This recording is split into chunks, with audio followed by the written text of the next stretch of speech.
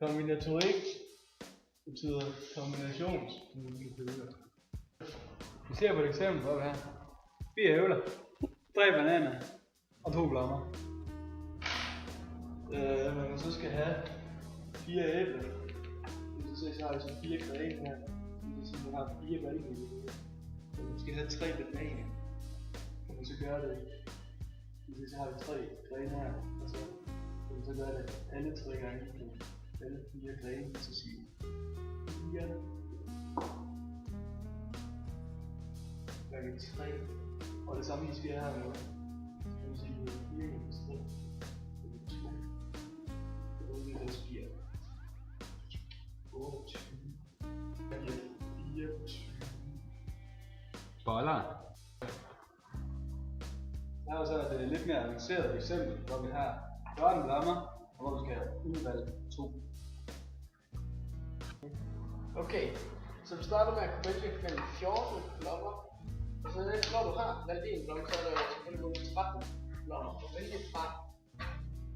Ja, så antallet af kombinationsmuligheder må være 14 gange 13. Og det giver så 182 kombinationsmuligheder. Hvis vi nu havde en gren mere, hvor vi så skulle udvælge 3 eller 14 blommer, så skulle vi stille dem op i rækkefølge. Men det er jo sådan set lige meget, hvilken rækkefølge det bliver valgt i. Det tæller ikke lidt om de her. Så vi kan stille dem op, det vil sige, det første vi hedder A, B, C. Og så kan vi stille dem op og sige B, A, C og C, A og C, A, B og A, C, B, B, C,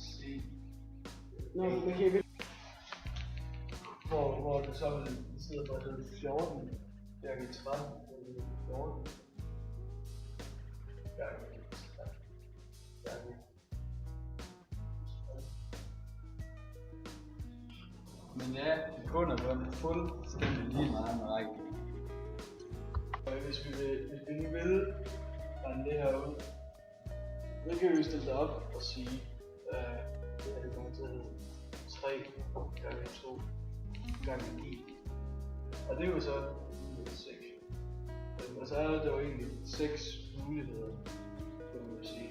Men så, hvis vi så skal have regnet det her ud, og vi så er fuldstændig ligeglade med rækkefølgen, som vi sagde før, så kommer det jo i princippet til at hedde 14 gange 13 gange 12 det er 6. Det kan også skrives om til det her op. Divideret med 3 gange 2 gange 1 i stedet for divideret med 6. Okay. Her har vi resultatet fra før, som er de 3 første tal. Men ja, og nu fik jeg den gode idé, at vi kunne få vingebrød. Ja, jeg har sat alle de her tal på, så vi vil finde 14 fakulteter. Som vi så før, så havde vi 14 fakulteter heroppe. Det dividerer vi så med de 3. Med de 3 første, så der er 3 fakulteter.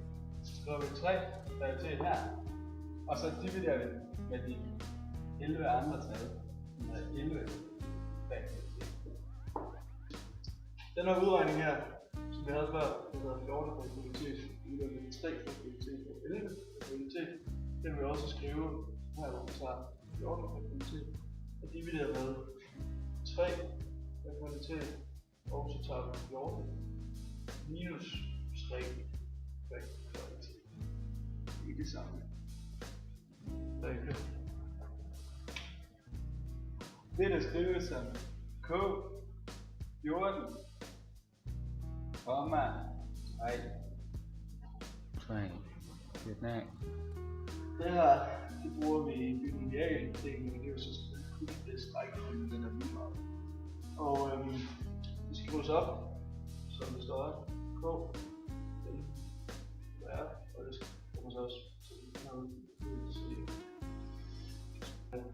N, hvad kan vi til? Divideret med R, T, og så N minus R. Og for at gøre forvirringen totalt, skal vi altid sådan. Det ligner en.